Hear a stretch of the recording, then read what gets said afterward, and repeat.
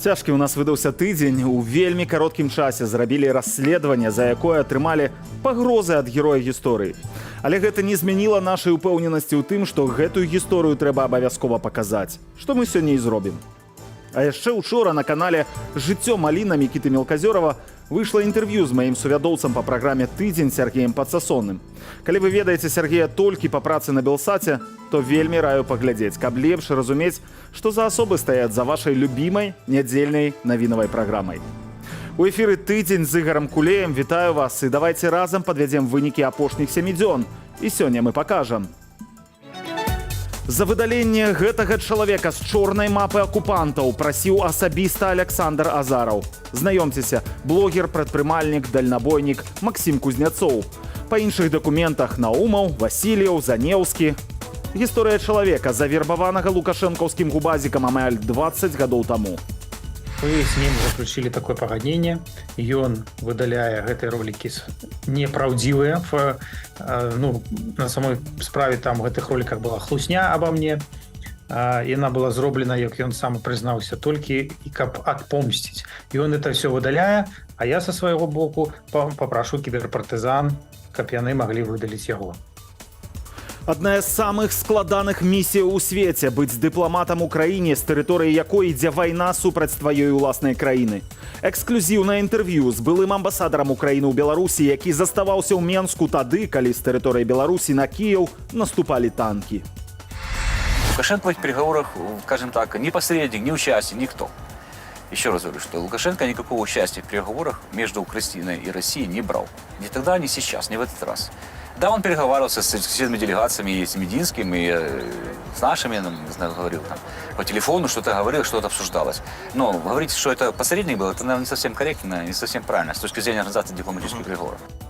Беларусь імкліва коціцца ў мінулае. Пра лукашэнкаўскім актывістам далі карт-бланш мачыць нават палітычна нейтральны бізнес. Конечно, мы будем заўважаць практыкі вось гэтага стукачества, якія будуць павышацца і пашырацца у сэнсе і колькасці такіх як бы заяваў, скажам, ці стукачоў, і таксама профілем. Таму тое, што гэта не стане інструментам такой прафесійнай травлі, гарантыі няма. І пачнем нашай рэзанансавай тэмай. Бадай, упершыню праграма «Тыдзень» зрабіла расследаванне на замову. На замову асобы, якая займае месца ў спісах карнікаў Беларусі. Гаворка пра Максіма Кузняцова, які прадстаўляе сябе як топавы блогер у дальнабойнай тэматыцы і IT-прадпрымальнік, што змяніў індустрыю еўрапейскіх грузаперавозак. Усё б так, але рэзюмэ Кузняцову псуе ранейшая агентурная праца для беларускага рэжыму, пра якую рапартавалі профільныя тэлеграм-каналы. Кузняцоў вінаваціць нас, што мы займаемся паклёпам на ягоны адрас. Але мы атрымалі доказы ягонага агентурнага мінулага і даведаліся, калі, як і праз каго мужчына спрабаваў выдаліць непажаданыя моманты сваёй біяграфіі.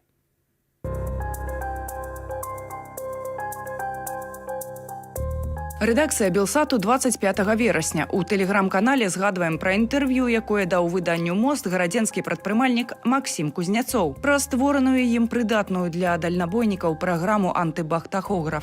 Нам напісаў чытач, які звярнуў увагу на істотную дэталь. Максім, вядомы як блогер «Злы дальнабой», падобны да чалавека, які знаходзіцца ў базе карнікаў Беларусі. Паводле публікацыі ў базе за кастрычнік 22 года чалавек падобны да героя публікацыі Кузняцоў Максім Віктаравіч. Падобны на фота, супадае імя і паходжанне – градзенец. І застаецца высокім давер да звестак праекту «Карнікі Беларусі». Сакрэтны супрацоўнік, які працуе пад прыкрыццём, таемны інфарматар. Ягоная праца – сачэнне за прыхільнікамі пераменаў, праслухоўванне іхных тэлефонаў ды іншыя формы сачэння і кантролю за іншадумцамі. На момант публікацыі працуе на 9-е ўпраўленне губазік па гарадзенскай вобласці ў палітычных справах. З рэмаркаю у нас пакуль няма пацверджання таго, што гэта адзін і той жа чалавек, тэлеграм-канал Белсату апублікаваў за ўвагу чытача. Максім Кузняцоў пад сваім блогерскім псеўданімам у каментарах напісаў: Няма мяне ў ніякіх базах і ніколі не было. Мае бязглуздыя хейтары паездзілі вам па вушах гэтым фоташопам, а вы ўзяліся. Цяпер друкуйце абразы на мой адрас. Я магу гэткі паклёп на любога чалавека зрабіць за 5 хвілінаў. Мы ўжо 1,5 года таму абсцябалі на ўсіх пляцоўках з маімі падпісальнікамі гэты фоташоп. Ужо не актуальна. Чакаю ад вас просьбаў прабачыць як мінімум. Хацелася б памыляцца, бо праекты прадпрымальніка выглядаюць як вартыя гонару і папрасілі б прабачэння. Калі б не факты, якія знайшлі ды атрымалі падчас правярання з некалькіх крыніцаў. Першы факт – фота з дакументу, які блогер называе зробленую за 5 хвілінаў падробкаю. Гэтага фота няма ў сеціве ў адкрытым доступе. Бо гэта здымак на пашпарт, які можа быць толькі ў базе звестак Міністэрства ўнутраных справаў і, адпаведна, у пашпарце ягонага гаспадара. Прапануем блогеру Кузнецову прадэманстраваць пашпарт сваёй аўдыторыі. Пашукаем супадзенняў з базай МУС. Дата нараджэння 14 ліпеня 81 года. 4 апошнія знакі ідэнтыфікатара 3PB6. Дадаткова даслалі кіберпартызанам некалькі фота і скрыншотаў блогера «Злы дальнабой», узятых з сеціва дзеля параўнання са здымкам МУС. Група хакераў загрузіла іх у прафесійную праграму распазнавання твараў. Праўдападобнасць, што на здымках адная і тая асоба 99,99. Другі факт, у базе кіберпартызанаў Максім Кузняцоў быў і застаецца, адно не на ўсіх праектах, якія яе публікуюць. Злы дальнабой падкрэсліваў сваім падпісальнікам, што ягонага імя няма на старонцы blackmap.org, дзе пазначаныя адрасы даносчыкаў і супрацоўнікаў МУС і КДБ, якія працавалі на датычныя да расправаў над беларусамі аддзелы. Всегда был прописан только в одном месте. Вот социалистическая, 49. Вот этот дом 49, где магазин «Белый Вест». Ну, покажите мне, где тут какие-то каратели. Вот тут по всей карте они есть. Вот они тут. Можно посмотреть, да? Вот Стефана Батория. Вот мой дом 49. Ну, где я? І сапраўды, калі вы цяпер спраўдзіце тую лакалізацыю на мапе горадні, яна будзе чыстаю. Картку Максіма Кузняцова адключылі, але не выдалілі, як гэта было зроблена з 3 дзясяткамі кейсаў асобаў, што даслалі праз адмысловую форму доказы сваёй недатычнасці да рэпрэсіяў. Напрыклад, калі маці зрабіла данос з мабільнага тэлефона сына, той выпадкова трапіў у чорны спіс. А гэта першая частка відэазапісу манітора за 27 верасня, якую паказваем немантаваным кавалкам. Белсат атрымаў магчымасць прагледзець адключаную картку Кузняцова на чорнай мапе Беларусі. Прыспешваем і вось ягоны 49-й дом па вуліцы Сацыялістычнай, ужо з чорнаю меткаю. Націскаем і вітаем, спадар Максім. Мы яшчэ вернемся да гэтага відэаскрыну, каб паказаць звесткі, якія былі ўнесеныя туды ініцыятывамі кіберпартызана і таксама байпол. Гэтых звестак тут значна больш, чымся на іншых старонках. І гэта магчымая прычына таго, чаму Кузняцоў хоча знікнуць з мапы. Давайте зараз на хвіліначку прыгледзімся публічнаму іміджу спадара Кузняцова. А дакладней той версіі самога сябе, якую ён прэзентуе ў сваіх сацыяльных сетках і ў ранейшых размовах з журналістамі. Запасайтесь жидкостями, вкусняшками и хорошим настроением. Увидимся в субботу. Максім Кузняцоў, 42 гады. Большую частку жыцця правёў у горадні. Кажа, што займаўся продажамі камп'ютараў, потым стаў кіроўцам-міжнароднікам, мае багаты досвед язды па еўрапейскіх дарогах. З кастрычніка 2014 года блогер пад нікам «Злы дальнабой». На аднайменным YouTube-канале мае 95 000 падпісальнікаў і больш за 400 фільмаў, у якіх распавядае пра суворыя будні дальнабойнікаў, дае прафесійныя парады на розныя выпадкі. Апроч гэтага рэкламуе ўласныя мабільныя дадаткі. Для кантролю рэжыму працы і адпачынку кіроўцаў цяжкавікоў, сэнсар памежнай чаргі ды яшчэ некалькі мабільных праграмаў, даступных у Google Маркеце. Называе гэтыя праграмы сваім асноўным бізнесам. У 2019 годзе Кузняцоў пераехаў з Беларусі ў Польшчу. У Варшаве стварыў лічбавы правзвяз кіроўцаў, што мае ўласны фонд і дапамагае дальнабойнікам, якія трапілі ў непрыемнасці. С волками жить, по волчьи выть, ребята, как вы хотели? Вы, мошенники, пытались водителя кинуть. Говорю, ну, я вас переиграл. Неаднаразова хваліўся, што ягоная актыўнасць раздражняе некаторых недобрасумленных працадаўцаў. Но я ж злы дальнабой, постоянно лажу разборки, проводжу расследаванні, гроблю цэлыя кампаніі, якія кідаюць кіроўцаў. Мне пішуць лісты, пагражаюць расправаю, але я ўсім кажу: хочаце мяне забіць, станьце ў шаргу, яна квартала гінае. Кузнецоў таксама кажа аб заробках ад размяшчэння рэкламы ў блогу падчас стрымаў. Чытае лекцыі будучым дальнабойнікам у адной з варшаўскіх аўташколаў. Заяўляе аб інвестыцыях у больш за дзясятак іншых праектаў. З нядаўняга часу ў праграмы «Антыбах-тахограф» з'явілася беларуская версія ў дадатак да расейскай, украінскай, ангельскай і польскай. Максім Кузнецоў адмаўляе, што меў або цяпер мае якія-кольвек сувязі з губазікам. Выглядае як чалавек, які развівае прадукты для кіроўцаў, што калясяць па трасах усяго свету. Свой чалавек і дапаможнік шматлікім дальнабойнікам. Але ёсць момант у біяграфіі Максіма Кузнецова, які хіба што шкодзіць гэтаму іміджу. Неаднойчы ў стрымах на Ютубе ён у агрэсіўнай форме з выкарыстаннем абразаў, вульгарызмаў і лаянкі патрабаваў ад кіберпартызанаў і байполу прыбраць сеціва кампраметуючую яго інфармацыю. Юлія Цяльпук працягвае. Згодна са здабытымі раней кіберпартызанамі звесткамі міліцэйскай базы працаўнікоў, Максім Кузнецоў пэўны час не меў афіцыйнай працы, потым быў індывідуальным прадпрымальнікам, пасля кіроўцам на прыватным прадпрыемстве «Дарашевічы сервіс», што перавозіла грузы ўнутры краіны і за яе межамі. Наступны радок – дзяржаўная праектная установа «Ларыскор» са спасылкаю на расследаванне роду яе дзейнасці, апублікаваная летась байполам. «Ларыскор» – это милицейская агентура. Так называемые контрактники, платники. Все они без исключения имеют контракты именно с указанной легендированной организацией, а фактически с органами внутренних дел, в рамках которых и оказывают содействие этим органам в получении интересующей карателей информации. Пра тое, што выконваў схаваную працу на карысць дыктатарскага рэжыму, сведчаць выплаты Максіма Кузнецова як працаўніка «Ларыскору» у фонд сацыяльнай абароны насельніцтва. Тут сумы, імя, серыя і нумар пашпарта.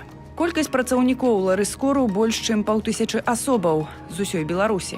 Усе яны без выняткаў папоўнілі змест чорнай мапы Беларусі: прыбіральніца, слесар, аграрый, беспрацоўны, прадпрымальнік. Аб'ядноўвае супрацоўнікаў, што міліцыянты мелі рычагі ўплыву на іх: алка- і нарказалежнасць, адміністратыўныя ці крымінальныя справы. Згодна з інфармацыяй, атрыманай намі ад ананімнай крыніцы знаёмай Белсату, магчымасць завербаваць Кузнецова ў органаў была.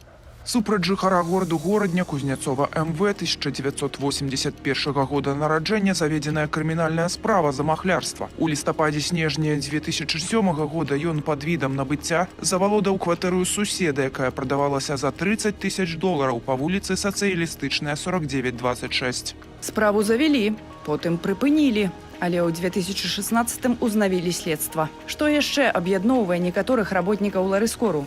Для того, чтобы обеспечить безопасность лица, оказывающего содействие, а также для выполнения требований режима секретности, конкретно под каждую ситуацию могут быть изготовлены так называемые документы прикрытия. Таковым может являться паспорт, в котором имеется настоящая фотография гражданина, но внесены туда вымышленные личные данные. Шосты факт не на карысць гарадзенскаму аматару падарожжаў, што ён меў надта шмат дакументаў прыкрыцця ці простай умоваю ліпавых пашпартоў. Верхні сапраўдны, а пад ім і іншыя прозвішчы: Навальны, Наумаў, Васильеў, Занеўскі, Беражноў. Пашпарты на 3 прозвішчы з гэтага шэрагу былі выдадзеныя ў адзін дзень 26 снежня 2012 года. Стваральніца праектаў «Дзікае паляванне» і «Карнікі Беларусі» Яніна Сазанович лічыць: у чалавека 5 ці 6 пашпартоў. Я бачу гэта ў базе, і тут ты нічога ўжо не зробіш. Ты можаш казаць аб тым, што да я ніколі там ніяк, але зноў-такі кажам пра гэтага чалавека дальнабоя, да? Ён жа кажа аб тым, што да гэта ўсё фоташоп, да у мяне няма ні ў якіх базах. На справе 102 згадкі ў дакументах МУС і памежных службаў. Пасля публікацыі намі інфармацыі пра імаверную супрацу Кузнецова з губазікам, ананімныя крыніцы падзяліліся з намі падрабязнасцямі службы Кузнецова. Пацверджанне праўдзівасці звестак застаецца ў рэдакцыі.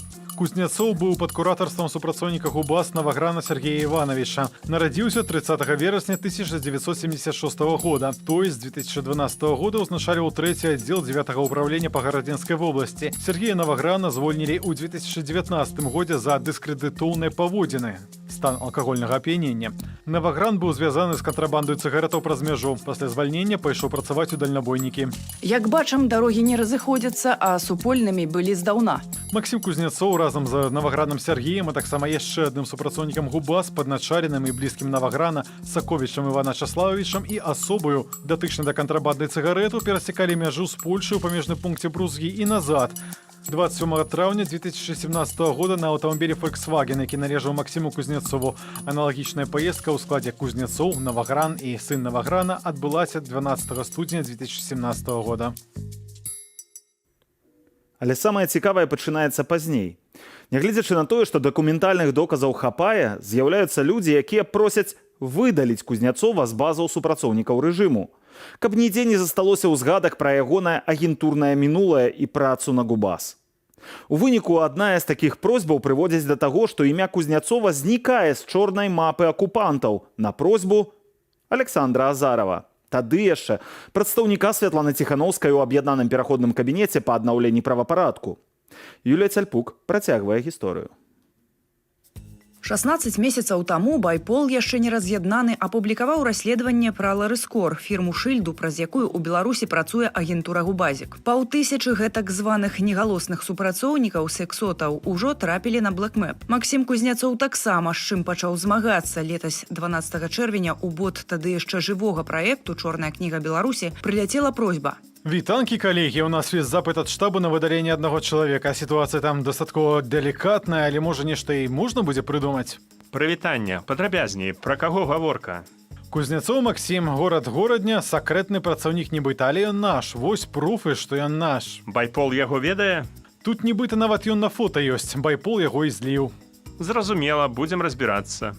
Пасля 2 месяцаў бот адказаў пытаннем, хто менавіта і з якога штабу прасіў выдаліць Кузнецова з базы. У ЧКБ, блэкмэп і да кіберпартызанаў звяртаўся гарадзенец Сергей Вялічка, сям'я якога прайшла праз палітычны пераслед. Спасылаўся на тагачасную працаўніцу офісу Ціханаўскай Святлану Бабінцаву. Мы паразмаўлялі, я выказала свае прычыны, чаму мы яго падазраём, што мы знайшлі ў базах, папярэдзіла, што трэба быць вельмі асцярожным з Максімам Кузнецовым. Маё ўражанне было, што яны сябры, то бок ён даволі так моцна ўпісваўся за гэтага чалавека, казаў, што мае давер. У прыватнай размове з Сергеем Вялічкам удалося высветліць адно: той хацеў правасуддзя у гэтым кейсе. У блэкмэп на просьбу Вялічкі звяртаўся яшчэ адзін чалавек. Прывітанне, прыбярыце, калі ласка, з мапы Кузнецоў Максим Віктаравіч, горадня. Прывітанне, ён жа Ларыскор. А што гэта? І гэта, паказвае тое, што людзі, якія просяць нават добрыя знаёмыя просяць сваіх добрых знаёмых за кагосьці, гэта не доказы. Доказы гэта базы кіберпартызан, якія паказваюць нам у чалавека 6 пашпартоў. Пасля агульнай сустрэчы заснавальнікі праектаў кіберпартызаны і Байпол пастанавілі, што прынамсі колішні агент Максим Кузнецоў застанецца на ўсіх дошках гонару. Пасля адмовы злы дальнабой кідае выклік злым апозіцыянерам. Я буду вас гасить без остановки. Буду выкапывать на вас все. Друзей у меня тоже в Беларуси осталось, в том числе и в правоохранительных органах много. Так что разных друзей. І хороших, і плохих. А далей ужо наўпроставыя пагрозы ў дачыненні кіраўніка Байполу, былога губазікаўца, які перайшоў на бок пратэсту, і абяцанні апублікаваць кампрамат. Лазаров, я знаю, что ты в Варшаве, встреться со мной по-хорошему, потому что иначе я встречусь с тобой по-плохому. Подполковник Азаров в рабочем кабинете нанес 2 удара в область головы и шеи 52-летней Татьяне Ахрамеевой. Азаров, пойдем дальше? Такіх гісторыяў было нямала. Нам удалося паглядзець усе, хоць на сёння яны адсутнічаюць на канале Дальнабоя. Мы с ним заключили такое пагадненне. Ён выдаляе гэтыя ролики неправдзівыя. На самой справе там в гэтых роликах была хлусня обо мне. Яна была зроблена, як ён сам прызнаўся, толькі і каб адпомсціць. І он это все выдаляе, а я со свайго боку папрашу кіберпартызан, каб яны маглі выдаліць яго. Пэўна ж, ён пераканаў вас у сваёй невінаватасці. Ці лічыце, што зрабілі слушны крок? Ён з'ехаў з Беларусі яшчэ да падзеяў 2020 года. Мы звяртались да некаторых людзей, якія ведаюць яго асабіста, размаўлялі з імі, і яны яго характарызавалі толькі з лепшага боку. Калі гэтак пойдзе, чорная мапа ў кароткім прамежку можа зрабіцца белаю. Таму спадзяёмся, што нешта апроч сабраных у Беларусі характарыстык пераканала Азарова. Сведчанні ж крыніцаў праграмы «Тыдзень» у гэтай справе знаходзяцца ў рэдакцыі на выпадак распачацця судовай справы. Юлія Цельпук, Белсат. То бок, паслухайце, Кузнецоў выдаляе хлусню пра Азарова, а Александр Азаров просіць выдаліць праўду пра Кузнецова. Для мяне асабіста гэта было самай нечаканай часткай гэтай гісторыі. Калі фактычна міністр унутраных справаў ва ўрадзе Святлана Ціхановскай просіць выдаліць з базы карнікаў пацверджанага супрацоўніка ГУБАЗу. І ніхто не ведае, ці ён былы, ці, можа, надалей дзейны, бо, наколькі мне вядома, ніякіх дадатковых праверак Кузнецова ніхто не праводзіў. Напрыклад, таго ж паліграфа. У тое, што ён больш не працуе на рэжым, мы ведаем толькі са словаў. Ды і сам Максім Кузнецоў мог бы перагарнуць старонку і не адмаўляць відавочнага. Тым больш, што нягледзячы на тое, што пражывае ён у Польшчы, мясцовыя ўлады да яго прэтэнзіяў, наколькі нам вядома, раней не мелі. Канешне, такое прызнанне прывяло б да страты даверу, прынамсі часткі ягонай аўдыторыі. Адна справа айцішнік і прадпрымальнік, зусім іншая справа вярбоўка лукашэнкаўскім губазам. Замест таго, каб гэтую старонку біяграфіі проста прызнаць, Кузнецоў вырашыў яе знішчыць абразамі, хамствам і пагрозамі. Яшчэ да таго, як мы пачалі разбірацца ў гэтай справе, ён запісаў і выклаў у сваім тэлеграм-канале пагрозу Белсату за тое, што мы надрукавалі сведчанні нашага чытача, які і ўзгадаў, што Кузнецоў вельмі падобны да чалавека з чорнай мапай акупантаў. Паглядзіце гэтае відэо. Ну что, пидоры из Белсата, я вам даю время ровно до вечера, до конца рабочего дня. Я уже заправляю танк. Потом этот хейт полетит ровно в вас. Каким г***м вы плюете, тем же вы измажетесь. Это я вам обещаю. 1,5 года Кузнецоў у агрэсіўнай форме адмаўляе сваё мінулае. Цвердзіць, што ён тут ні пры чым, абвінавачвае ўсіх вакол у фальсіфікаванні фактаў, у тым, што здымкі дакументаў падробленыя ў фоташопе. Мы, канешне ж, прасілі яго пра каментар да гэтай гісторыі, пісалі яму з просьбай прадставіць сваю версію гісторыі. А ў адказ атрымалі абразы, хамства і пагрозы. Паглядзіце, што Кузнецоў напісаў нашай журналістцы.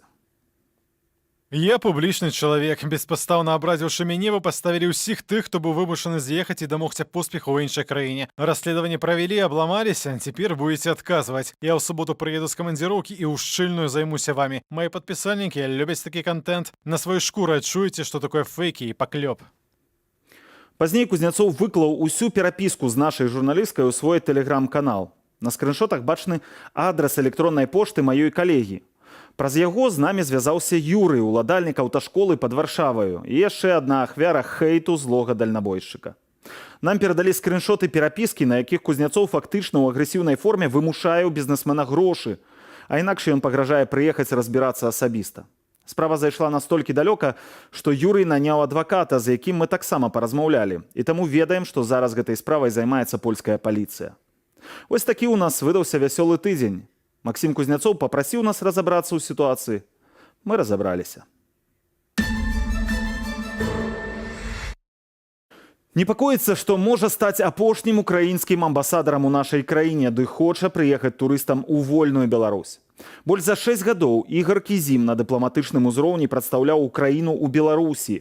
Пасля 24 лютага 2022 года стаў сведкам антыукраінскай гістэрыі лукашэнкаўскіх прапагандыстаў і чыноўнікаў ды іхных жа нападак. З Ігорам Кізімам у Кіеве паразмаўляў мой калега Роман Пушкін. Партрэт дыпламата, а пазней і эксклюзіўнае інтэрв'ю вашай увазе. Ігор Кізім нарадзіўся ў 1961 годзе ў Харкаве. Напрыканцы 80-х скончыў Кіеўскі дзяржаўны універсітэт імя Тараса Шаўчэнкі, факультэт міжнародных адносінаў і міжнароднага права. Працаваў юрыстам, навуковым супрацоўнікам Украінскага цэнтру міжнароднай бяспекі. Кар'еру дыпламата пачаў у 1996 годзе, займаў пасаду першага сакратара амбасады Украіны ў Францыі. Працаваў ва ўкраінскіх амбасадах у Нігерыі, Канадзе, Вялікай Брытаніі. У 2017 годзе годзе Ігора Кізіма прызначылі надзвычайным і паўнамоцным амбасадарам Украіны ў Беларусі. Адкліканы ў Кіеў пасля таго, як Лукашенко сустрэўся з кіраўніком так званай Данецкай Народнай Рэспублікі Дзянісам Пушылінам. У чэрвені Владзімір Зеленскі падпісаў указ аб звальненні Ігора Кізіма з пасады пасла ў Беларусі.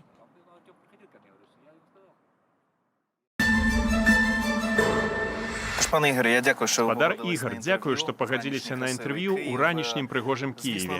Хіба цяжка цешыцца з яго так, як раней з-за вайны, але, думаю, прыемна вярнуцца дадому пасля столькіх год жыцця ў іншых краінах. Вы зараз адпачываеце? Ви зараз насолоджуєтеся відпочинком? Так, я зараз перебуваю у відпустці.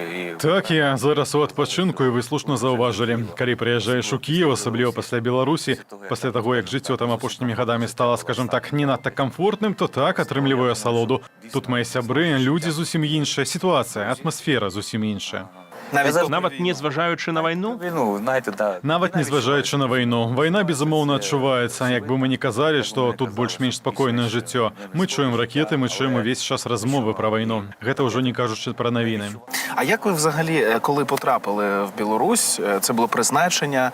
А як ви ўспрынялі прызначэнне ў Беларусь пасля Вялікай Брытаніі, пасля Канады? Як ви адрэагавалі? Ви відреагували, що вам треба їхати туди? Знаєте, для мене була певною мірою несподіванкою це. Для мяне гэта было ў пэўнай ступені неспадзяваным. Мне патэлефанаваў міністр замежных справаў, тады гэта быў Паўло Клімкін. Кажа, ёсць такая ідэя.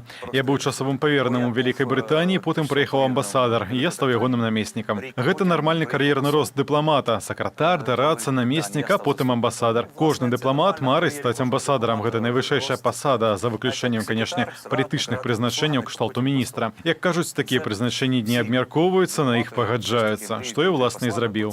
Нават у Беларусь, тым болей з Беларуссю было звязанае маё юнацтва. Я там у войску служыў у тых самых печах, самай жахлівай вучэбцы. Ви там жили? Вы там жылі, там сустрэлі вайну. Што было за дзень, за некалькі дзён да гэтага? Ці ўяўлялі вы, што Беларусь увяжацца ў вайну, што адтуль пойдуць войскі? І зараз я прапаную перайсці на расійскую мову, каб вас лепей пачулі ўсе расійскамоўныя і ў Расіі, і ў Беларусі. Всі російськомовні? Якщо можу продовжити російською мовою, то я скажу, что, наверное, заранее никто не знал, не предвидеть. Мои оценки посольства говорили про то, что скорее российская армия, которая присутствовала там и никак не могла покинуть Беларусь после долгих учений, которые продлевались постоянно, и даже после слова министра иностранных дел тогдашнего Владимира Макея, он сказал, что они покинут, вот, да, все, и они не уехали. Конечно, было тревожно, но я думал, что все-таки российская армия там будет находиться скорее как элемент сдерживания. То есть какая-то угроза существует. Если война начнется в том месте, где она должна была начаться на Донбассе, в общем-то, по всем прогнозам, и там именно группировка была сосредоточена, российский войск самая большая, то здесь будет как бы элемент сдерживания, чтобы мы не перебрасывали войска с северной границы, а держали их здесь, и тем самым ослабляли наш фронт на основных направлениях. Вот такая была моя позиция, идея. Я должен сказать, что, знаете, Беларусь как таковая, как агрессор, белорусская армия никогда не считали угрозой ее. Угроза всегда была во всех наших разговорах, на всех наших интервью, во всех наших заявлениях. Угрозу представляли российские войска, которые находились на территории Беларуси. И пока они были там, это действительно была угроза.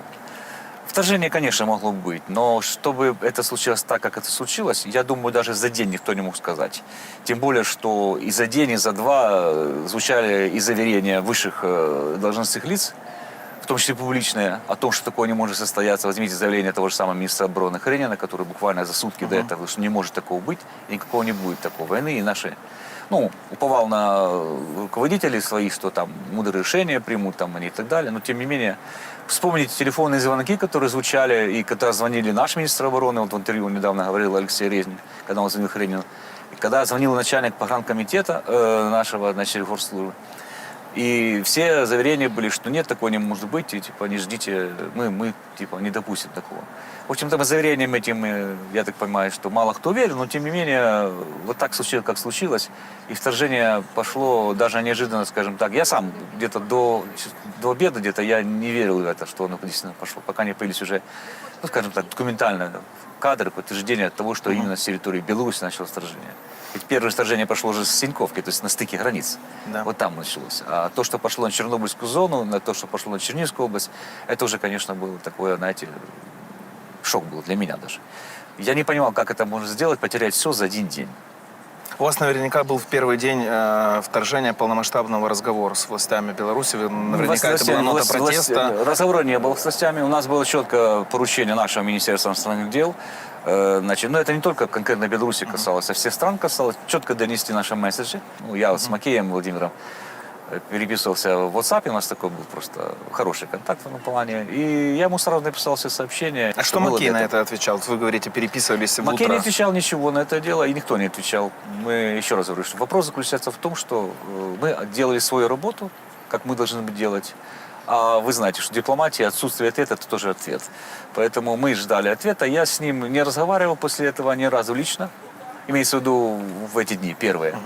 Мы же с ним встретились уже в Беловежской пуще, когда на переговорах уже были. Там более так детально поговорили. Я не буду рассказывать детали этого разговора. Но вот лишь повторю, что те месседжи, которые я ему послал, он их читал. И как мне говорилось, что доносил позицию до руководства. Мою, нашей страны. Потому что официальная нота – это не нота моя или посла. Это документ, который между государственными отношениями. А Макей вот в этом разговоре не было такого, что он, условно говоря, как-то оправдывался? Мол, это не мы. Нет. И так далее. Ничего Знаете, такого в не было. такого не бывает. Вы же много лет общались кулуарно, не только в... Знаете, такое ложное впечатление, что мы там друзьями были. Нет, мы друзьями не были, скажем так. Мы были действительно сотрудники, каждый наш делал свою работу. Он как министр, я как посол. Не более и не менее.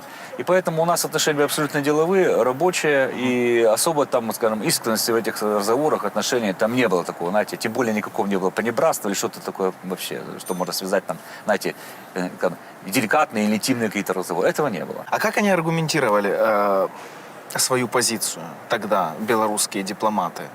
Как они объясняли, почему они Они никак не объясняли. В общем-то, слушайте, дело в том, что это все шло в нарративах российской пропаганды. Но вы тоже начали, вы там воевали, вот это, и Донбасс, вы войну там развязали. То есть нас обвиняли в том, что мы источники этого всех бед. И вы сами виноваты, вот так, грубо говоря. Потому что и у них абсолютно искривленное было восприятие ситуации, потому что нарративы российские, я не буду говорить, что творится в информационном поле белорусском до сих пор.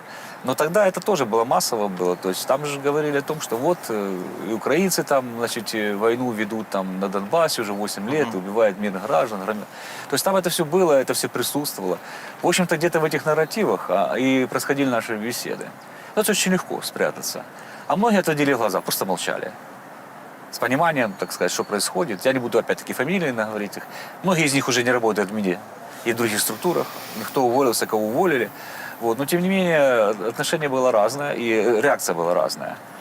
Что касается... То есть, простите, были те, которые... Было видно, что они против, что они понимают, но не могут высказать свою позицию. Да, такие есть. И такие было достаточно много. Вот в понимании, что происходит, но, говорится, сказать не можем. Вот так. И вынуждены тянуть линию, которая официальная, которая была действительно, так сказать, проглашена в пояснениях. Я вам скажу честно, что ведь мы не получили никаких объяснений, зачем это было сделано. Кроме того, что потом Лукашенко начал говорить о каких-то непонятных угрозах с территории Украины, которые ракеты должны полететь. Этот бред, который я просто не буду повторять. Вы вспомнили о переговорах, Беловежская пуща. Они были... Я помню, в Украине тогда следили как за... Не отрываясь от телевизоров, мы следили, что там будет, как это все организовывалось. Я знаю, что были невероятные сложности, как-то через Польшу украинская делегация ехала. Давайте вспомним, как это было. Знаете, я был участником переговоров на втором и третьем раунде уже Беловежской пущи, действительно, потому что в Лясковиче для меня было неожиданно, то есть меня как-то решались напрямую все вопросы, решались. Не я определял, кто будет участником этих переговоров и так далее, и так далее. Потом приняли решение уже, наверное, на втором этапе уже было. Я честно скажу, что в моем понимании это действительно было с точки логистики очень сложно. Понятно. Украинской делегации в то время ехать в ту страну, которая, в общем-то, на стороне агрессора воюет. Я понимаю, все наши делегации, это было даже с точки зрения, мне кажется, морально-психологически тяжело. Плюс логистика, которая была абсолютно нарушена из-за того, что были бомбовые удары, ракетные удары. Это, я хочу напомнить, что была одна из самых интенсивных периодов, когда с территории Беларуси летели ракеты и взлетали самолеты. Да. Это как раз тот период был. И я скажу даже больше, во время переговоров эти обстрелы продолжались, они не прекращались. И 3-7 марта, когда шли переговоры. И поэтому с точки зрения организации, я скажу, само место выбрано, как для меня, лучше, чем когда ляскивичи были, потому что оно было недалеко от границы с Польшей, и спасибо Польше, они нас обеспечили, нашей делегации, прилетом и так далее, было подготовлено все. Сама встреча проходила в этом заповеднике. Организация была, с точки зрения технической организации, я не могу никаких претензий высказать белорусской стороне.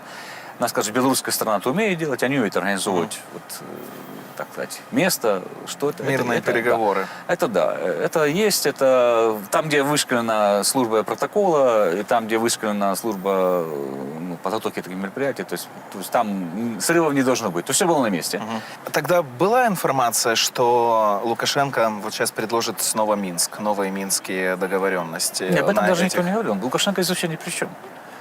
Вы должны понимать, что Лукашенко организовывал эту площадку. Все остальное шло между двумя делегациями, Украины и России. Он тогда выступал посредником якобы в минских договоренностях прошлых лет, когда подписывались они. И есть информация, вы что... понимаете, вы привлечете роль Лукашенко. Лукашенко в этих переговорах, скажем так, ни посредник, ни участник, никто. Еще раз говорю, что Лукашенко никакого участия в переговорах между Украиной и Россией не брал. Ни тогда, ни сейчас, ни в этот раз. Да, он переговаривался с соседними делегациями, и с Мединским, и с нашими, не знаю, говорил там, по телефону что-то говорил, что-то обсуждалось. Но говорить, что это посредник был, это, наверное, не совсем корректно, не совсем правильно с точки зрения организации дипломатических переговоров. Две делегации, которые встретились там, были делегация Российской Федерации и делегация Украины, которые были свои руководители, и просто даже в самом зале переговоров там ни одного белоруса не было. Они сидели за дверями, стояли за дверями, ждали организации, подносили, если надо что-то там, говорили, что-то делать. И все. Я не считаю, знаете, вот мне кажется, ложное такое какое-то, создается впечатление, что Беларусь посредником была. Да не было никогда на посредником. Посредники функции совсем другие. Ну, ее выставляют очень часто, в том числе Российская Федерация, знаете... Они сами себя выставляют. Лукашенко сам себя выставляет. Да. Ну, это как, например, с Пригожиным было, да, когда Лукашенко взял и бунт в России остановил. Ну, это было немножко смешно. Я не буду комментировать эту вещь, это просто как я пример. Комментирую то, что говорил сейчас на сессии Генеральной Ассамблеи, то есть на Совете Безопасности, министр иностранных дел Сергей Олейник. Опять мы такие миролюбивые, мы сделали то, мы сделали то. Там. Ну вот получилось то, что получилось. С вашей территории началась война. О каком бы миролюбии сейчас Беларусь мне говорила, она будет всегда в памяти нашей, как страна с агрессором. Я имею в виду режим. Да, абсолютно режим. Сама страна Беларусь. Какая была тогда атмосфера на переговорах? Вы понимали, что они просто формальные? Или все-таки у нас была у всех надежда в Украине тогда, что они приведут к чему-то? Или... Знаете, я не был посвящен во все детали нашей делегации, потому что делегация с Украины, а я присоединялся к ней там. Моя больше тоже роль, которую имела техническая. Я могу сказать, как человек, который видел это со стороны, насколько это возможно, да, вот так. Потому что с моей стороны, с точки зрения, знаете, это была попытка понять с нашей стороны, зачем Россия начала войну и что она хочет. Вот в моем восприятии это было так. То есть, я понимаю, были всякие официальные, публичные заявления, но, наверное, до конца, никто не верил, что надо бы такой идиотский шаг сделать России, чтобы вот так войной пойти на Украину.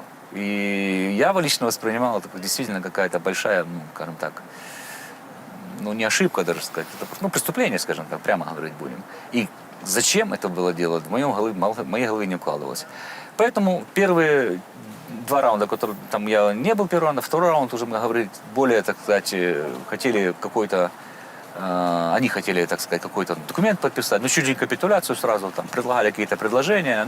Очевидно, что прочитав эти, так сказать, предложения, мягко говоря, вот, даже я, человек, который не совсем был причастен к подготовке этой делегации, скажем так, тезисов для обсуждения, для переговоров, понял, что это путь ни в куда. Украина никогда бы не согласилась на то, что предлагала Россия в тот момент. Потому что тогда это было бы преступление уже нашего руководства, скажем так, по отношению к белорусскому народу, к украинскому народу. Вот, если так говорить точно. Беларусь страна-агрессор, выступила на стороне России, но вы не покинули страну сразу. Вы остались там. В чем заключалась эта работа? Хотя, казалось бы, все вообще дипломатические контакты, по факту нужно разорвать. Было в первый же день абсолютно. И как это случилось с Россией, да? Почему с Беларусью так... Вы знаете, решение о том, есть ли посол в стране или нет, посла в стране, это исключительная прерогатива президента, скажем. Скажу честно, президент со мной не советовался, понимаете. То есть решение его было принято такое, как оно было принято. Поэтому не обсуждаю его. В моем понимании, все-таки мы говорим, как, знаете, такая мягкая подушка, соагрессор, знаете, вот как бывает. Все-таки прямой агрессии белорусской армии, белорусского участия в войне не было и нет пока.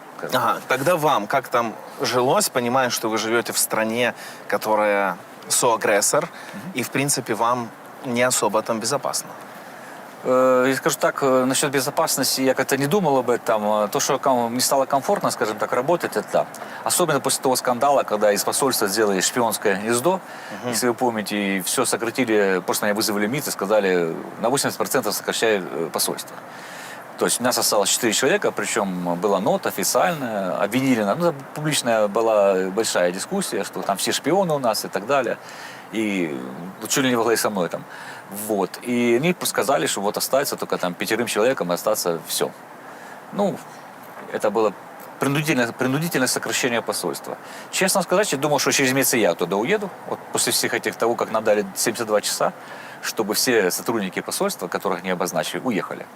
Вот. Я скажу, это непростая вещь. Собрать человека, у нас выжило 50 человек. Это надо было ехать в Литву, вывозить вещи, ну и всякие, знаете, много вопросов связанных было. Это был такой недружественный шаг. Как вы думаете, никто из белорусов не вышел снова на площади и не стал протестовать? Почему не выступили против режима, который откровенно поддержал кровавую войну против, как они утверждают, братского народа? На тот момент. Я думаю, что выходили на протесты против войны. Это были. Вы помните, да, были там и... Но дело в том, что все это наложилось на события 2020 года, когда, в общем-то, высказывать свое мнение уже стало уже небезопасно по любому поводу. Вот это, мне кажется, это первый факт. Мне кажется, что если бы это было в режиме в районе, так сказать, ну, не дай бог, где-то в 20-х годах, когда вот еще не было вот этого всего, то, что случилось в 2020 году, не было этих репрессий жесточайших, не было вот этого противостояния в самом даже обществе, вот, то я думаю, что, конечно, протесты могли быть больше, более организованными. Я имею в виду против войны. Вот. Поэтому я думаю, что, наверное, вот это наложилось самое главное. То, что война, она была негативно воспринята большинством белорусов, я думаю, что это факт.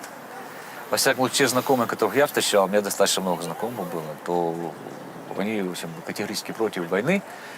И, знаете, даже смешной момент был, когда мы были в Белорусской пуще, так вот, ну, скажем так, гость, хозяева того маетка, да, там, она говорит, вы знаете, мы вас закроем сейчас здесь, пока вы не говорите, мы вас не отпустим.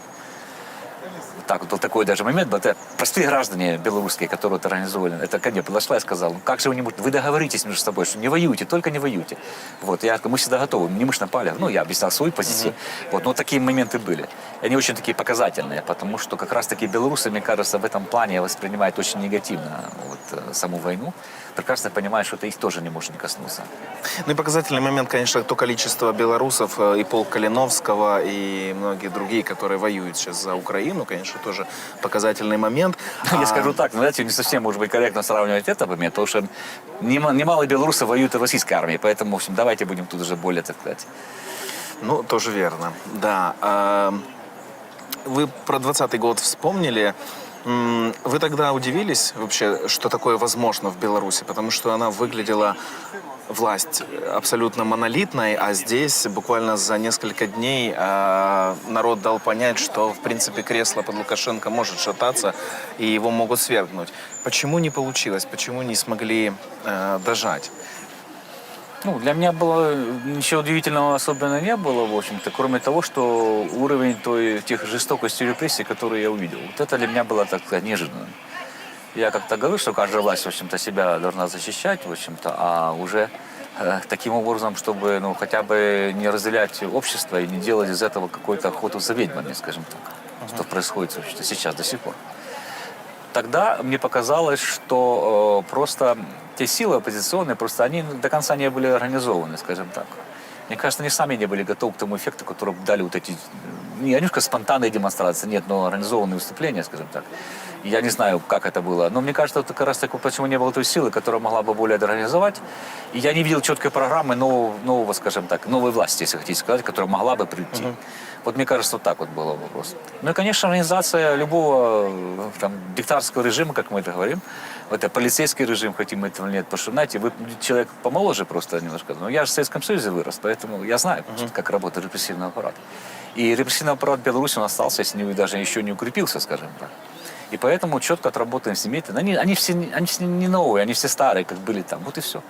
И поэтому начался сначала началось просто демонстративное, просто избиение, скажем так. Потом началась работа внутри всех этих обществ, внутри организации, с конкретными людьми. Я думаю, это в конце концов привело к тому, что это движение пошло на спад. А потом начались такие казаки-разбойники, когда, помните, по дворам начали гоняться за любыми рубками и все такое прочее. Репрессии свое дело сделали. А машина организована, машина устояла, потому что она была создана, она не разрушалась, понимаете? Но меня удивило, что из той вертикали власти, хотя, казалось бы, люди, был момент сейчас тоже выйти на сторону протестующих, стать, возглавить это, поддержать. Почему-то никто это не сделал. Нет, власти никто не... Понимаете, нужно понимать менталитет чиновников, понимаете, которые работают. Они всегда будут работать, тем более в таком аппарате, как в государственной структуре, которую в Беларуси создал Лукашенко. Там все за Лукашенко моются. Они не видят будущего без него.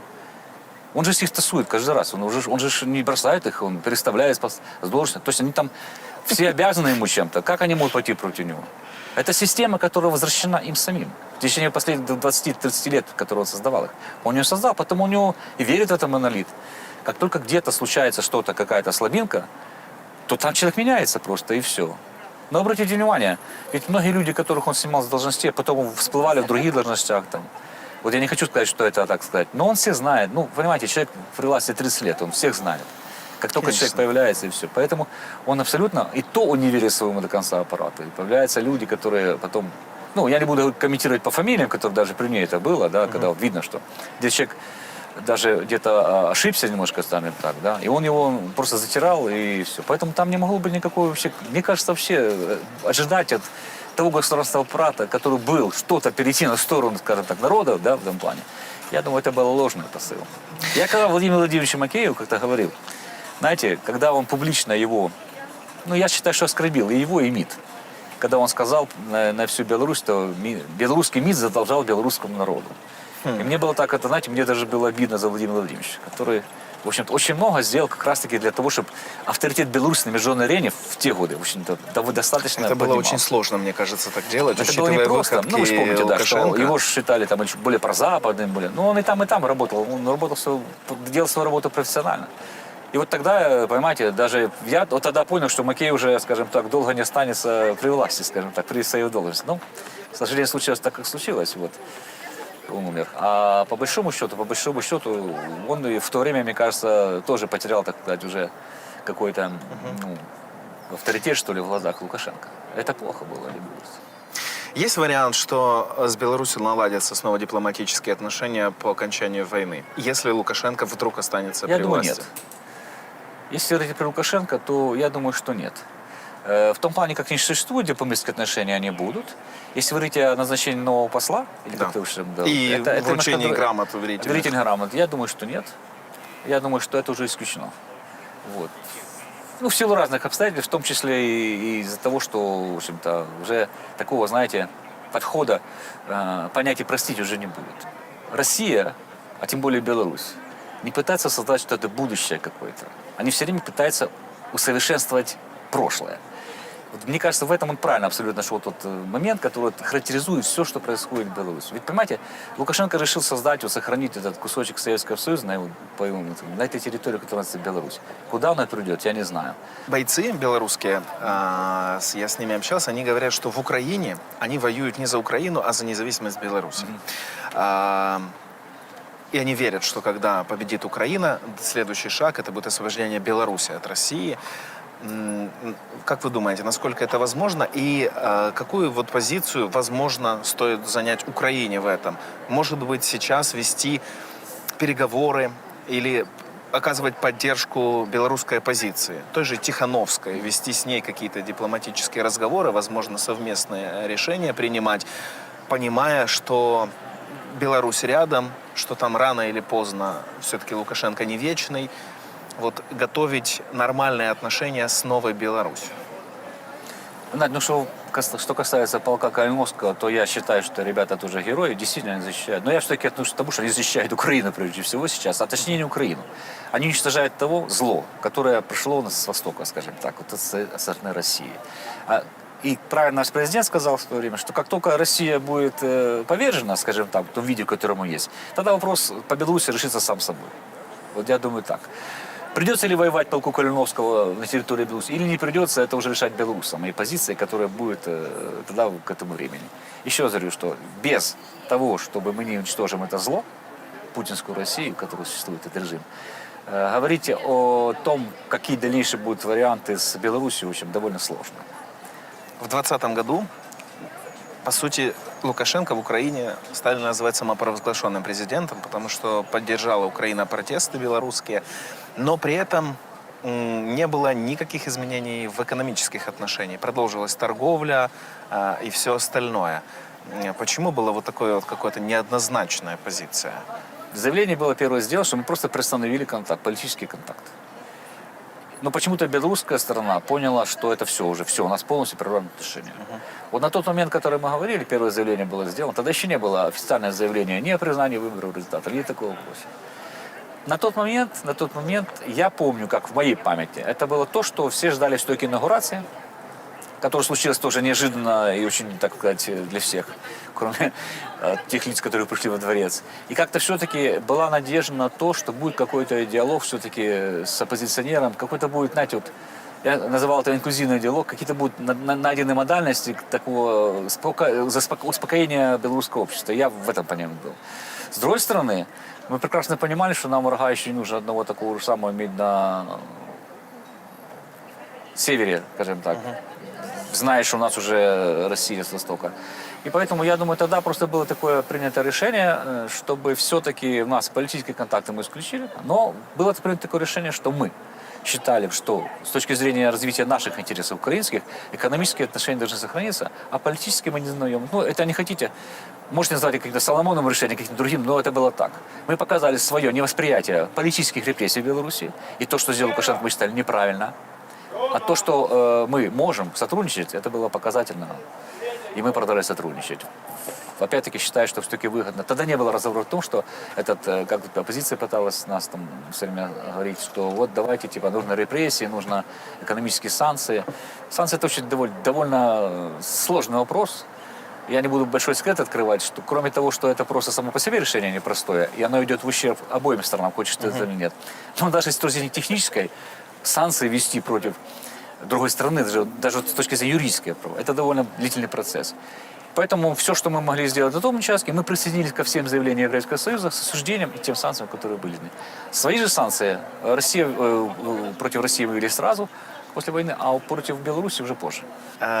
Был я недавно на границе в Черниговской области, прямо где пешком можно до Беларуси несколько километров дойти. Там люди, которые прожили, в принципе, всю жизнь сначала в одной стране с белорусами, потом по соседству, ездили в магазины туда-сюда. Сейчас они очень клянут Лукашенко. Хотя до этого они его обожали. Вот почему такой он был популярный в Украине до полномасштабной войны, Лукашенко? И вот так здесь любили многие, не скажу все, но многие. Особенно вот в тех регионах, давали которые официальную соседствовали. статистику, чуть не 60%, там, по-моему, давали, цифры такие называли. Знаете, мне кажется, следствие, мы теперь понимаем, это с того популизма, с которым, в общем-то, присущи любому такому режиму, скажем так. Вот я для меня он никогда не был, скажем так, особо, знаете, таким, может, я больше знал, наверное, чем просто наши граждане пересечные. Но оно, конечно, импонирует, что там порядок, дисциплина, знаете, у нас таки остаток вот этого рудимента, вот этого нашего советского строя еще довольно сильный в обществе. И поэтому считали, вот если будет порядок, будет лучше. На самом деле, сравнивать, как жили в Беларуси и как жили у нас, особенно уже вот в эти годы, когда началось уже после 14-15 года, после того, как Майдан и началась революция. Но я считаю, что мы шли вперед и быстро. Мы догнали уже и по экономическим отношениям, и по часовой... То есть у нас были успехи определенные. Как бы ни казалось, это трудно. Но, знаете, человек все равно хочет жить лучше, и почему-то кажется, что порядок это наведет дисциплину, да. Ну, это такая ложная цель. Но именно такие популистские лозунги, они, в общем-то, мотивируют людей и создают эту атмосферу. Ведь сейчас то же самое происходит, понимаете, то, что почему в России поддерживают войну с Украиной? И почему в Беларуси, если разобраться, по большому счету, до сих пор считают, что Белорусы такая миролюбивая, такая, прям, знаете, ягненок такой, знаете, невинный. И она все время обвиняют. Меня очень удивило выступление, опять-таки, министра иностранных дел на сессии Генеральной Ассамблеи. Мы же такие хорошие, мы же такие никого не миролюбивые. Никто не поминает, что с территории Беларуси началась агрессия. Что они дали территорию врагу стрелять по украинским городам и селам. И тут по-любому здесь уже соучастник получается. Не говоря же о нарушении наших двусторонних соглашений. Здесь четко прописано в пункте 3, что написано, что с территории нашей страны не может быть агрессия совершена против одной другой. Это наше двустороннее соглашение. Я Лукашенко много раз говорил, что никогда такого не будет. Но он же говорил, что мы же в Беларуси пойдем тракторами, а не танками, да. Ну теперь у него отмазка какая, что он говорит, что мы же не наши танки пошли, а российские танки пошли. И мы их выпустили. А когда ставит вопрос прямой, я не буду говорить, тут журналистку была, недавно была интервью Лукашенко, украинская так называемая, она прямым текстом спросила. А он сказал, почему с территории пошли? Это же ответ всех беспокоит. Почему? Ответ какой у него? Спросите у Зеленского. О чем мы говорим? Слушайте, он сам не знает. Я даже помню, когда я комментировал его послание, единственное, что меня возмутило, это я даже на Фейсбуке написал этот пост, что никто не услышал ответа. Зачем Беларусь вступила в войну на стороне России? Потеряв много. Потеряв 5 миллиардов товарооборот, скажем так, свой личный, экспортный. В Беларусь, это же приоритетный партнер же был, да? Потеряв, в конце концов, даже какие-то межлюдские отношения. Я уже не говорю о политических отношениях, в общем-то, понимаете? Вот. То есть зачем это было сделать? Ради чего? Все понимаем, что он же говорил, что 3 дня и все. Вот поэтому. На это был расчет. Это был расчет сильный причем. И знаете, мне кажется, вот он... вот мне такое впечатление, что его неправильно информировали, наверное, все-таки. А может, специально информировали российские источники через белорусские, которые там же информация такая, что его просто... Ну, не хочу... Ввели в заблуждение, опять-таки. Я его не делаю каким-то, знаете, таким... человек не виноват. Он виноват. Он соучастник преступления. Вот и все. И после этого 22 февраля, то есть 24 февраля 22 года, поменялось все. В один момент. Я не буду говорить, но мой последний, недавно пересматривал переписку свою с Макеем, у меня такая фраза прозвучала, по телефону. Там она такая прозвучала. Если это правда, когда мы знали, что конец нашей дружбы. Думаю, что ваше желание скоро все-таки осуществится, приехать в новую, красивую Беларусь без режима Лукашенко и, как вы сказали, просто туристом. Хотелось бы. Да. Спасибо вам большое за интервью. Спасибо вам, царю, да. Успехов вам. Живи Беларусь. Ось такое эксклюзивное интервью з былым амбасадарам Украины Ерам Кизимом было ў вашай увазе. Дарэчы, поўную 50-хвілінную версію гэтай размовы вы зможаце паглядзець на нашым YouTube-канале Белсат Ньюс. Ужо заўтра яно з'явіцца там.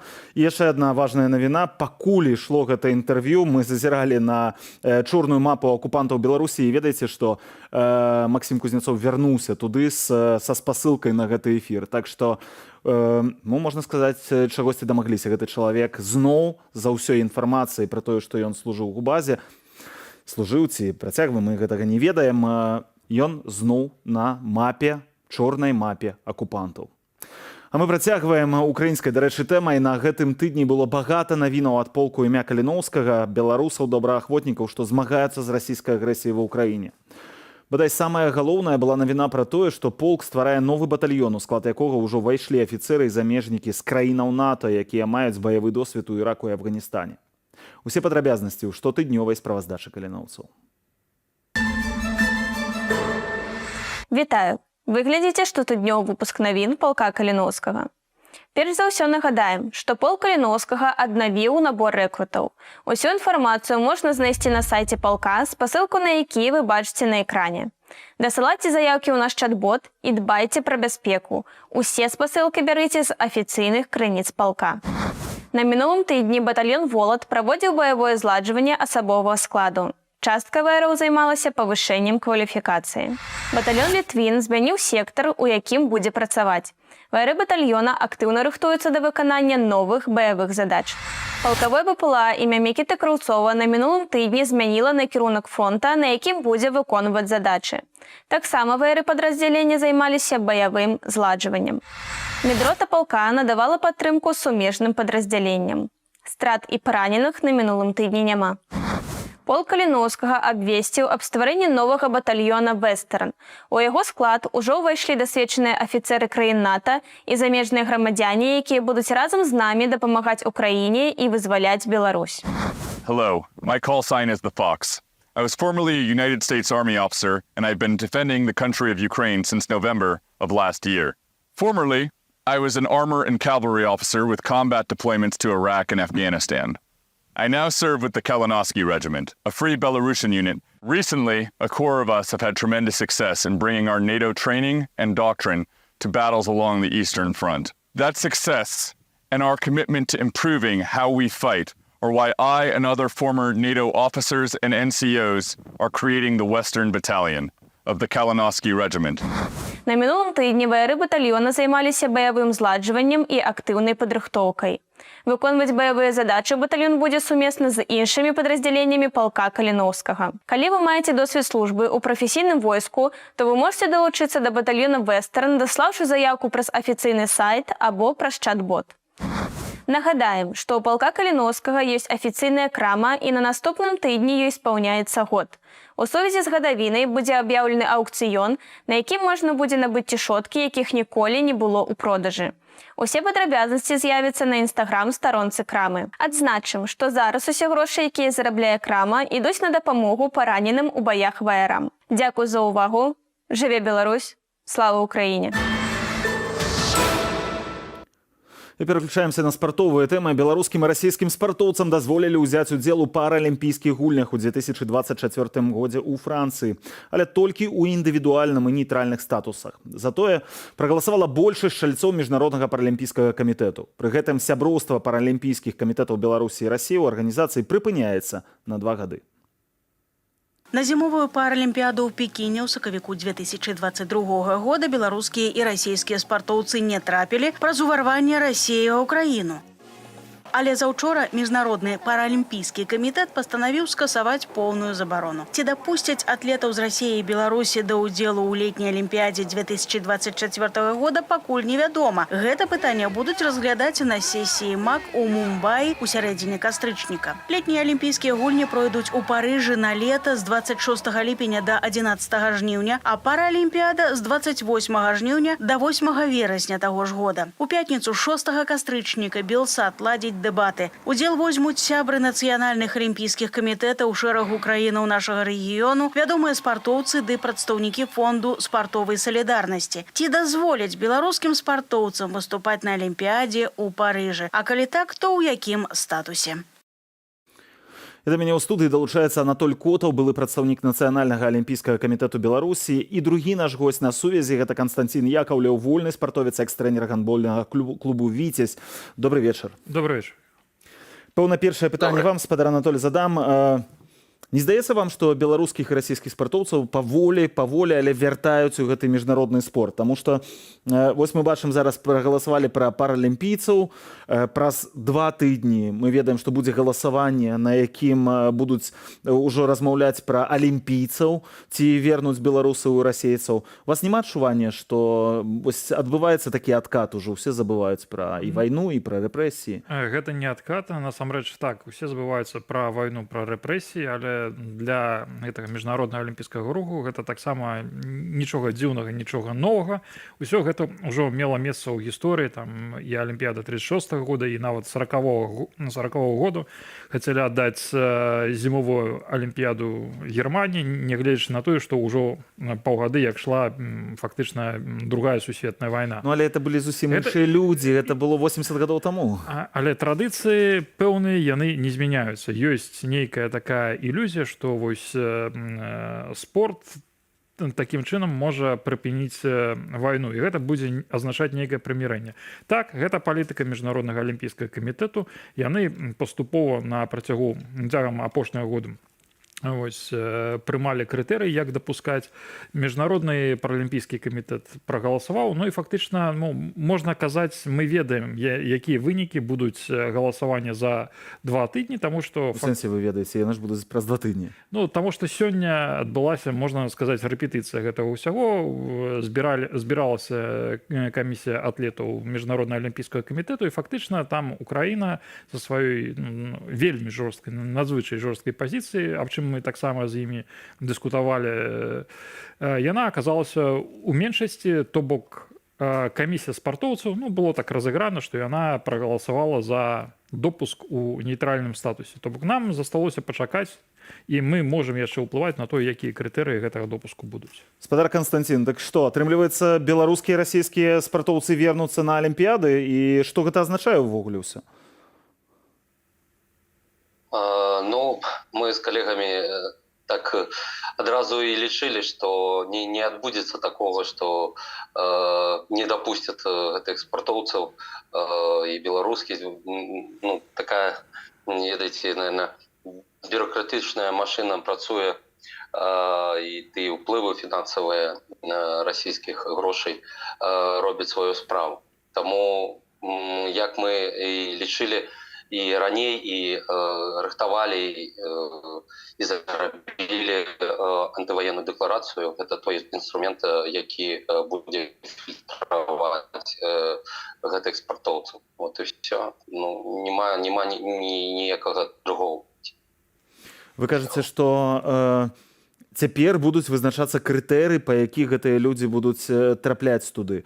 Я правильно разумею, што яны трапяць усё роўна пад нейтральнымі сцягамі, так? Гэта так, але ўсё роўна важна, хто туды трапіць і колькі. Ось Украіна вельмі праводзіць грамотную палітыку на вайне. То бок яны стымулююць расейцаў пераходзіць на бок Украіны і грашыма, і рознымі такімі рэчамі. То бок яны праводзяць палітыку, што не ўсе вайсковыя расейцы, яны жадаюць ваяваць. Тое самае трэба рабіць і ў адносінах да беларускіх і расійскіх спартоўцаў, каб дапамагаць героям, якія ўжо больш, чым за год, ось там, як падпісалі беларускую міжнародную антываенную дэкларацыю, якую распрацаваў фонд спартовай салідарнасці. Тое самае стымуляваць у расейцаў, што ў іх ёсць выйсце, і гэтае выйсце адзінае правільнае. Лепш мець 10 нейтральных у нейтральным статусе герояў з Беларусі ці Расіі на алімпіядзе. Герояў вы маеце на увазе тых, хто супраць вайны, тых, хто супраць рэжымаў. Чым 100, якія зараз могуць там аказацца, апынуцца ў якасці нейтральных маўчуноў.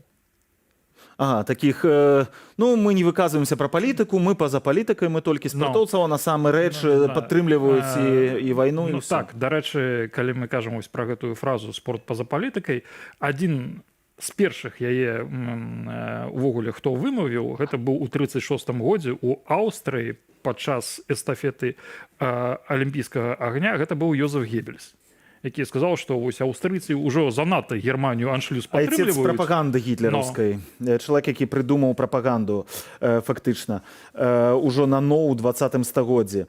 Спадар Константин, як зараз можна паўплываць на гэтыя крытэрыі? Як можна зараз стварыць нейкую сістэму, нейкія правілы такія, і ці ёсць шансы стварыць такія правілы і пераканаць у іх, напрыклад, алімпійскі камітэт, што каб туды не траплялі людзі з ваеннай пазіцыі, ну то бок Z-спартоўцы так званыя, так, спартоўцы рускага міру і спартоўцы, ну вось як мы чуем, напрыклад, там сілавікі Лукашэнкі, бо сярод беларускіх спартоўцаў, ну это вядомая інфармацыя, вельмі шмат сілавікоў таксама. Ну, я тут з калегай пагажуся, што трэба, ну, як я і казаў, рабіць гэта праз нейкую фільтрацыю, так, і увесь час, які я ведаў і ведаю і супрацоўнічаю з фондам, былі зроблены якія там спісы по тых спартсменаў, якія маюць дачыненне да сілавых структураў. І гэта насамрэч не так цяжка знайсці і фільтраваць гэтых спартсменаў. Але я паўтарусь, толькі на сённяшні момант толькі нешта такое, як дэкларацыя, антываенная дэкларацыя можа дапамагчы неяк, яшчэ раз кажучы, фільтраваць гэтых людзей. То бок нема другого шляху. Ёсць увогуле нейкі другі спосаб, ці ёсць нейкі спосаб увогуле, як не дапусціць людзей з ваеннай пазіцыі, якія адкрыта спартоўцаў падтрымліваюць вайну, падтрымліваюць рэжым, падтрымліваюць рэпрэсіі, як іх заблакаваць ад удзелу ў міжнародных спаборніцтвах, недапушчэння іх проста. Ну, фактычна трэба далей ціснуць на міжнародны алімпійскі камітэт і міжнароднай федэрацыі, каб крытэрыі, якія будуць выпрацаваны, яны, нават калі яны будуць мякчэйшыя, чым мы жадаем, так, каб яны былі ў жыцці. Чаму? Таму што вось зараз ёсць міжнародная федэрацыя там барацьбы, дзюдо, якія таксама маюць спісы, напэўна, беларускіх спартоўцаў, якія маюць кантракты з войскам беларускім. Яны не звяртаюць на гэта ўвагі. Так, бо федэрацыі гэтыя асобна, яны галасуюць самі па сабе і вырашаюць незалежна. Яны вырашаюць, што вось гэты чалавек, ён там дзесьці ў ЦСКА, у Дынама ці наўпрост у Беларусі гэта спартовы камітэт узброеных сілаў. Гэта у гэтым выпадку нерэлевантна. Вось такой практыкі быць не павінна. То бок, калі пэўныя крытэрыі будуць выпрацаваны, яны іх мусяць прытрымлівацца ўсе вельмі празрыста, таму што мы ведаем, што і у Украіны ёсць спіс там беларускіх спартсменаў, якія маюць гэтыя кантракты, якія маюць дачыненне да пэўных структур. Яны дасылаюць гэтыя спісы перад кожнымі міжнароднымі спаборніцтвамі. Пэўныя федэрацыі прымаюць гэта да ведама, а пэўныя проста не звяртаюць на гэта ніякай увагі, тым самым правакуюць канфлікты. То бок, трэба ціснуць, каб былі жорсткія крытэрыі і пазней, каб гэтыя крытэрыі проста фактычна былі прымененыя на практыцы. Але вы так і не адказалі на пытанне, якія шансы, калі коротка можна адказаць, якія шансы, што гэта будзе прынята, што пагодзяцца на такія крытэрыі? Гэта праца да алімпійскіх гульняў яшчэ ёсць год. Крытэрыі могуць быць зменены, яны могуць быць з мяккіх зроблены жорсткімі, калі, як заўжды, там Расія ці Беларусь нейкае новае ваеннае злачынства супраць Украіны учыняць, напрыклад. Можна і без гэтага, але гэта вось якраз праца спартовай дыпламатыі. У нас ёсць ці будзе яшчэ год, каб ці паўплываць на гэтую сітуацыю, ці яе змяніць у нармальны бок. Таму што вось тое, што адбываецца зараз, відавочна, гэта крок насустрач інтарэсам латэнтных Z-спартсменаў. Тыя, хто маўчаць, тыя, хто нічога не выказвае, але пасля там нейкага п'едэсталу вернуцца ў Маскву ці Мінск і вось там і сцягі, і віншаванні, і пацалункі з дыктатарамі. Гэтых людзей прапаганда выкарыстае гэтыя кейсы напоўніцу абсалютна. Гаспадар Канстанцін, я ўжо хацеў, калі пачуў, што прагаласуюць усё ж такі за тое, каб дапусціць беларускіх расійскіх спартоўцаў, хацеў сказаць, навошта тады дэбаты, якія ў гэтую пятніцу праз 5 дзён адбудуцца на Белсаце, але цяпер разумею, што ёсць яшчэ год, каб выпрацоўваць гэтыя крытэрыі. Пра што будуць гэтыя дэбаты? Вы ж таксама будзеце ў іх удзельнічаць, браць удзел, так, у гэтую пятніцу, наколькі я памятаю. Пра што будуць гэтыя дэбаты, што будзе абмяркоўвацца там? Цікавае пытанне. Я там буду як госць, і мне самому будзе вельмі, шчыра кажучы, цікава пачуць але што вы захочаце сказаць? Вось не пачуць, а што вы хочаце там сказаць на гэтых дэбатах? З чым вы прыйдзеце як госць? Заўсёды, калі ты паднімаеш нейкае пытанне, не маўчыш аб злачынствах, і будзе штось сказаць.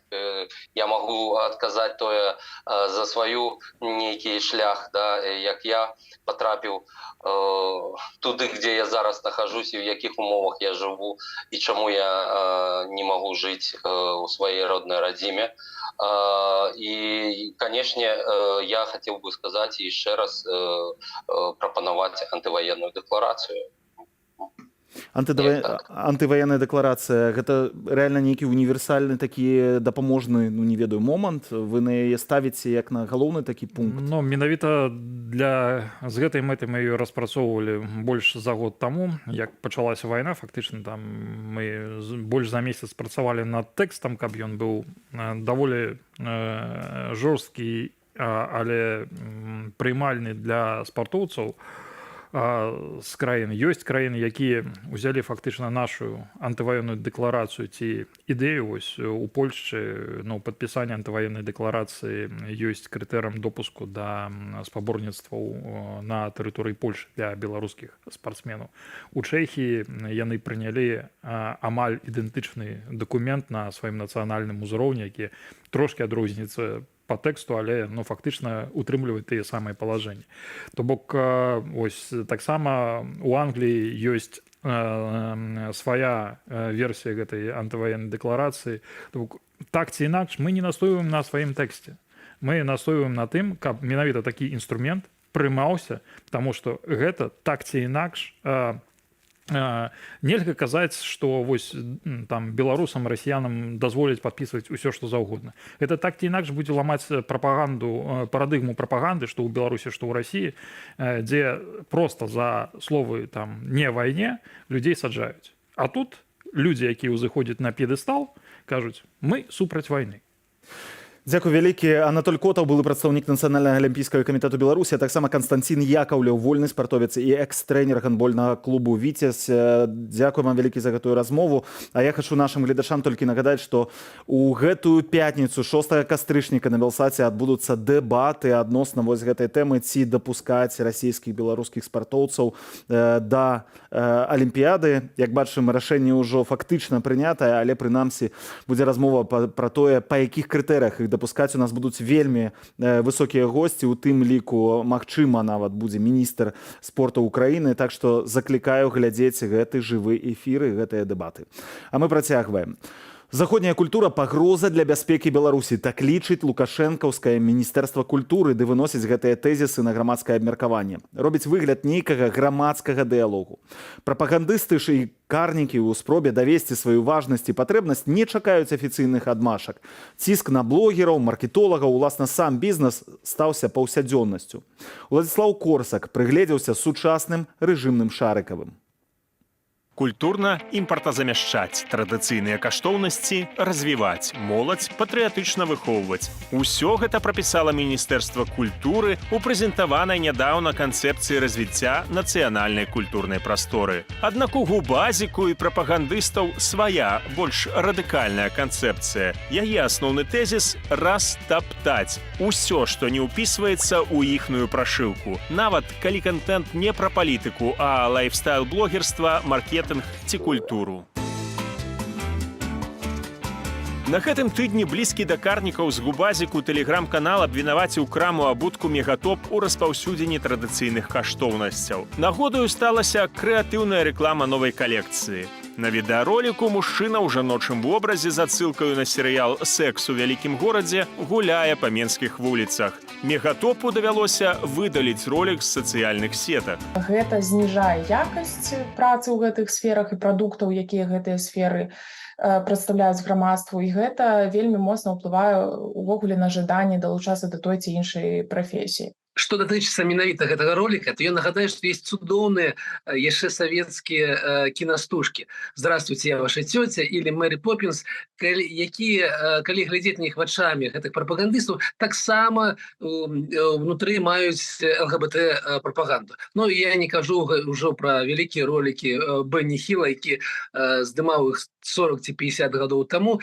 Таму, гэта людзі проста неадукаваныя. Прыкладаў шмат. Яшчэ ў 2020-м фірма «Конте» вымушаная была адмовіцца ад супрацы з Вольгаю Хішанковай, якая больш за 10 гадоў была тварам гэтага брэнду, бо яна падтрымала пратэсты. Пасля прыгадвання прапагандыстамі падтрымання беларусаў на гэтым тыдні выдалі ў свой акаунт у Твітэры вядомы фудблогінг-рэсурс «Кокобай». Не дапамаглі і спробы ўпісацца ў новую беларускую рэчаіснасць, калабарацыі з дзяржаўнымі прадпрыемствамі, падабенствамі, агляды на белаколу, жарты з заходніх санкцыяў. З той жа прычыны прапагандысты накінуліся на быццам бы ўжо лаяльнага блогера-мільённіка Уладзе Кабякова пасля таго, як той стаўся тварам брэнду беларускай касметыкі «Модум». А на прадукцыі таго ж «Модуму» пра лукашэнкаўскія каналы знайшлі слова «падабайка», абазвалі змагарскую навамоваю. Нельзя остановить язык просто указами. Он не остановится, он станет еще сложнее. И опять же начнутся просто дополнительные какие-то исчисления. Производные какие-то другие появятся, если их запретить. Но остановить его нельзя. Он как цветы будет пробиваться, в конце концов, через асфальт. У гэтым жа шэрагу і выпадак Дзімдзімыча, моладзевага блогера, да якога прычапілася гарадзенская праўладная актывістка Вольга Бондарова. Не спадабаліся ёй здымкі хлопца ў ружовым адзенні ў рэкламе Еўраопту. Зноў абвінавачванні ў ЛГБТ-прапагандзе. Рэкламу з блогерам знялі, а Дзімдзімыч з'явіўся ў стрыме Грыгорыя Азаронка. Там ён быў вымушаны апраўдвацца і ўзяць у рукі кувалду, своеасаблівы сімвал вагнераўцаў. Яны не разбіраюцца в тым, што гэта за контент. Яны бачаць, што гэта адбываецца ў Беларусі, што гэта цікава для кагосьці, што гэта набірае нейкую папулярнасць. Калі взяць кейс Дзімдзімыча, там ввогуле яно смешна атрымалася, таму што яны да канца самі бацькі не разумеюць, ці патрэбна яно ім. Калі так абстрагавацца, то Дзімдзімыч гэта даволі авангардная творчасць такая. То бок, ну, нават я не врубаюсь до конца, што ён хоча нам паведаміць. Мне падаецца, што гэта больш для іх мела такі ну, не зусім становчы эфект. Пасля кейсу з мегатопам прапагандысты пайшлі далей.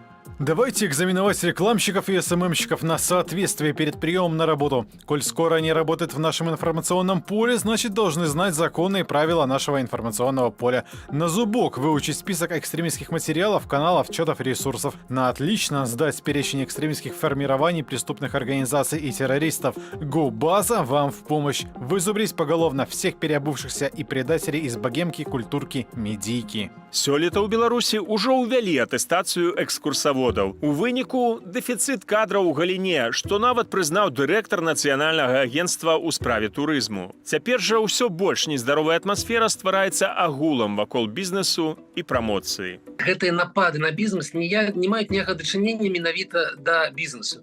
Гэтым людзям трэба падтрымліваць сябе ў публічнай прасторы і падтрымліваць сябе толькі вось такімі скандаламі.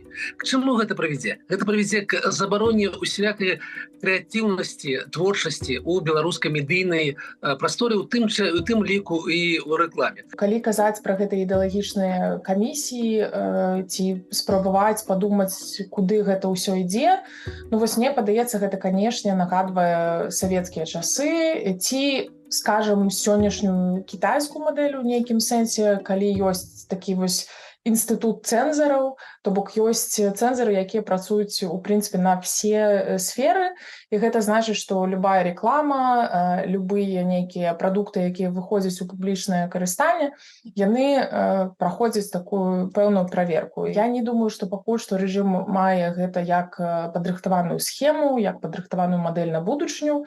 Бачны тэндэнцыі, але яшчэ не бачна, што вось абмалявана канкрэтная канструкцыя. Хворая атмасфера ў грамадстве, хворая атмасфера ў бізнесе. Гэтак недобрасумленны бізнес можа цяпер актыўна выкарыстоўваць сілавікоў ці прапагандыстаў, напрыклад, для знішчэння канкурентаў.